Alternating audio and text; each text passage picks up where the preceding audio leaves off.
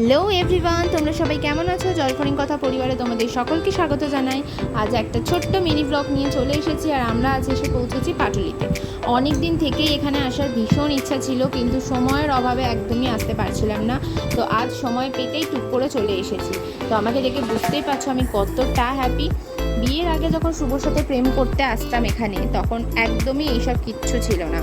এখন এত সুন্দর সুন্দর জিনিস হয়েছে, এখানে যদি না আসতাম সত্যিই মিস করে যেতাম। এখানের এত খাবারের দোকান দেখে আমরা পুরোপুরি কনফিউজড হয়ে শেষ অবধি একটা ফিশ ফ্রাই অর্ডার করেছিলাম। মাত্র 100 টাকা নিয়েছিল, কিন্তু সত্যি বলছি এত ভালো ফিশ ফ্রাই আমি মনে হয় অনেক দিন পরে খেলাম, আফটার দাদা বৌদি। তো ভীষণ ভালো লেগেছে আমার এই ফিশ ফ্রাইটা, যেটা আমি আরেকটা খাবো বলে আবদার করেছিলাম শুভর কাছে, বাট কিপটে শুভ আমাকে খেতে দেয়নি। তার জন্য আমার ভীষণ রাগ হয়েছিল। ওই যে দেখতে পাচ্ছ মুখ গোমরা করে বসে আছি।